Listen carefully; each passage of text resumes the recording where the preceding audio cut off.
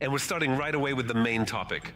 Ukrainian drones strike the largest ammunition depot of the Russian Federation in the Volgograd region. In the Tambov region, a military facility was hit, and in the Komi Republic, which is 2,000 kilometers from Ukraine, there was a strike on an oil refinery. Watch our report for the latest activity at military facilities all across Russia. We are feeling bored, everything feels stagnant, and we are really desperate for some action. The Ukrainian Defense Forces have once again carried out a series of successful strikes on military facilities of the Russian occupation forces.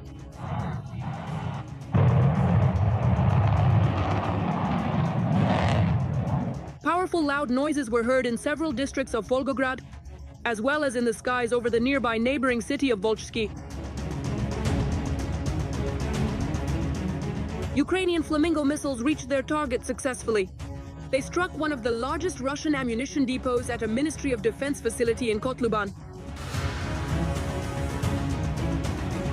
Local residents heard powerful explosions followed by secondary detonations. Windows began to shatter and walls started to shake in the houses. In order to ensure the safety of the civilian population from the threat of detonation during firefighting, an evacuation of residents from the nearby settlement has been announced and is underway. Kotluban. Buses have been prepared and dispatched to carry out the evacuation. Temporary accommodation centers have been set up. The arsenal's designed capacity can reach up to 264,000 tons of ammunition. In Kotluban, not only was the arsenal of the main missile and artillery directorate of the Russian Ministry of Defense located, but also a military unit. At 2 o'clock in the morning, we were woken up and went to the bunker. At around 3:30, the rockets hit. As for me, I don't know if I'll be able to get back in touch after these messages or not, but the chances are low. And the charger is in the tent. The tents are done for. After the drone visit, a refinery caught fire right in Volgograd. Lukoil's Volgograd refinery stands as the largest oil processing facility in the southern federal district of the Russian Federation. It processes more than 15 million tons of crude oil on an annual basis.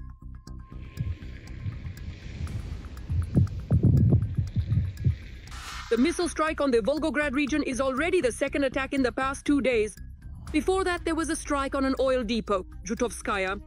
It is involved in supplying fuel to Russian troops.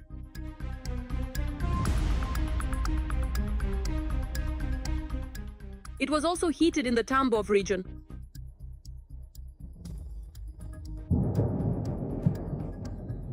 The Industrial Technological College is on fire. The target of the attack on Michurinsk may have been the Progress plant. The Progress enterprise is about 150 meters from the college. Russian channels only showed the burned-out magnet store, but did not specify that it is also located next to this enterprise.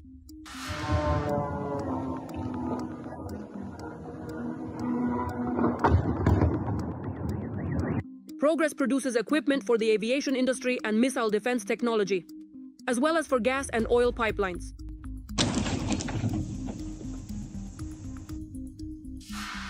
In the Komi Republic, there was quite a commotion at another Russian oil refinery. Residents of Ukhta heard explosions and saw smoke. It turns out they were indeed of the airplane type. Here, the Lukoil Ukhta oil refinery was on fire. By the way, it's about 2,000 kilometers from the border with Ukraine.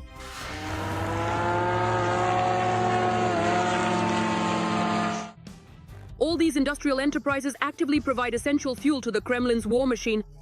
Belgorod, which was abandoned by the Kremlin leadership and isn't given missiles for air defense, once again received a retaliatory strike for attacks on Ukraine's energy sector. Life in Belgorod is like a game. One moment you have electricity and then suddenly, no power, no heating and no communication. At least there is still water for now, thank goodness. More than 10 missiles hit the Luch CHP plant, the Frunzenskaya, Belgorodskaya and Donets electrical substations. Missile threat. The door is open. The hatch is open. It's booming. Wow, that's a loud boom. The city is once again without electricity and heat, yet residents keep receiving utility bills with huge amounts. This amount is twice as much as the payment for January. And yet Governor Gladkov promised that there would be no charges for services not provided. It is expected that either the specific amounts paid for services not provided will be billed or they will be reversed. And together with you, we will definitely monitor this entire process. Belgorod has been abandoned. Russia has lost major oil and gas enterprises, defense industry plants, and military arsenals. But the Kremlin authorities continue to insist on pursuing this violent and bloody conflict. Ground robotic systems are gradually but surely being adopted by the armed forces. Platforms that have already proven their effectiveness on the battlefield and saved more than one life are desperately needed there, in the very heart of the war. Developers are improving the machines, increasing their range to 40 kilometers and equipping the platforms with both heavy and light machine guns. They are also creating robotic ground drone motherships. To see exactly how this is happening, watch the report by TSN correspondent Ruslan Yermolyuk. It doesn't need to eat, sleep, or rest. The Iron Gnome with a shooting platform will soon replace infantry machine gunners on the front line. These are the machines that are needed on the battlefield right now. A machine with a Browning, the VP-21 machine, that's 2 RPGs and a machine gun. You can also mount a couple more RPGs on it. It's quite an effective remote-controlled weapon station that can hold a position. 2 gnomes with different armaments. One is equipped with a Browning of 12.7 caliber and the other with a PKM 7.62 machine gun. Both machines are currently being tested at the training ground in a combat brigade. If we take the Kalashnikov PKM machine gun, we shoot at 400 meters, and out of 10 shots, we hit 8, the target is hit. Our maneuverability is good, with a maximum speed of 10 kilometers per hour. Off-road capability is also good thanks to the tracks, and it handles quite well too. These land-based robotic platforms with machine guns are capable of covering distances of up to 40 kilometers over very difficult terrain. To prevent the drone from tipping over during firing, special stabilizers have been installed. Our goal is to develop a wheeled and tracked vehicle. If the tracks are lost, this platform can move on its wheels. Its versatility lies in the fact that it is a multi-platform system. Depending on the task, it can serve as a logistics platform, a combat platform, or a platform for an FPV drone. The versatility of the Gnome allows it to be transformed from a logistics or evacuation vehicle into a combat one. If the tracks are knocked out, it can still move on its wheels.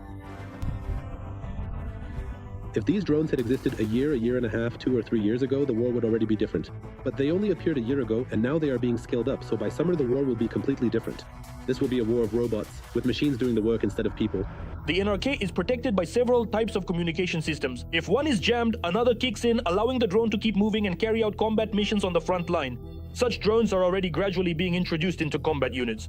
In particular, in the Zaporizhzhia direction, where the enemy is intensifying assault operations.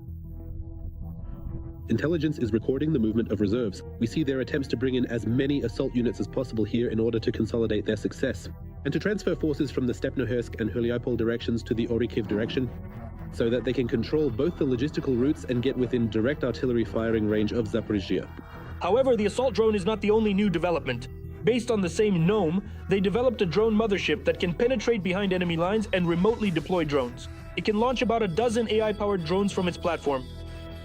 The main idea is to involve artificial intelligence in battlefield management.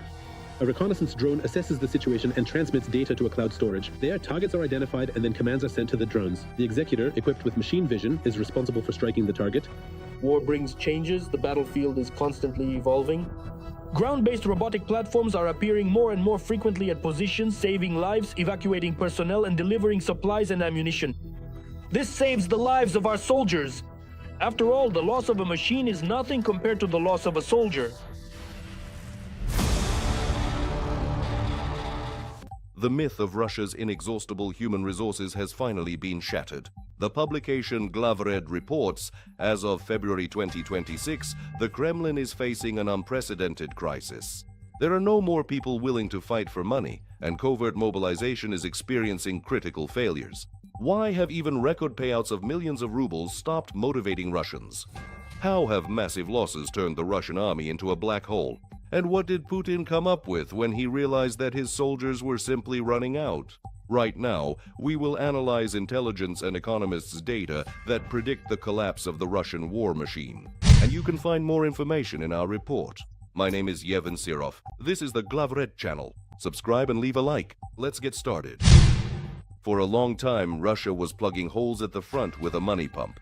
In some regions, signing bonuses for contracts reached an astronomical 3 to 4 million rubles.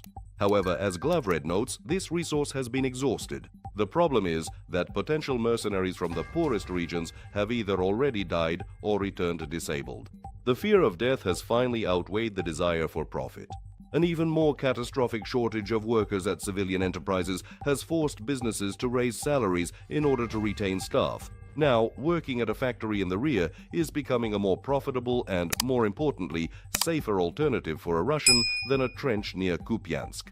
The quality of those who still end up being dragged into the army is rapidly declining. Glavred emphasizes that in 2026, the average age of a Russian volunteer exceeded 45 to 50 years. These are people with a host of chronic illnesses, incapable of enduring prolonged strain or complex maneuvers. Russia is literally consuming its own future. The mass death of young men and the flight of hundreds of thousands of specialists abroad have created a demographic hole that will be impossible to fill for decades. The Russian General Staff is in a panic. To maintain the intensity of their offensive, they need at least 30,000 new soldiers per month, but the actual recruitment numbers barely reach a third of that amount.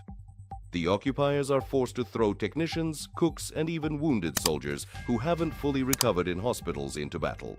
Putin is faced with an impossible task: either announce a full-scale official mobilization, close the borders, and impose martial law across the entire country, or admit defeat and retreat. However, open mobilization carries a huge risk of social upheaval. The Glavred article points out that the Kremlin fears the reaction of the major cities, Moscow and St. Petersburg. It's one thing to send residents of depressed outskirts to their deaths, and quite another to start pulling the golden youth and middle class en masse out of the offices of the metropolises. Each such decision brings Russia closer to internal destabilization, which the Kremlin fears so much. But the front does not wait. Without reinforcements, the Russian defense may collapse under the pressure of the technologically superior Ukrainian armed forces. Russia has found itself in a trap of its own making. The Russian army has turned into a giant conveyor belt for the disposal of human resources.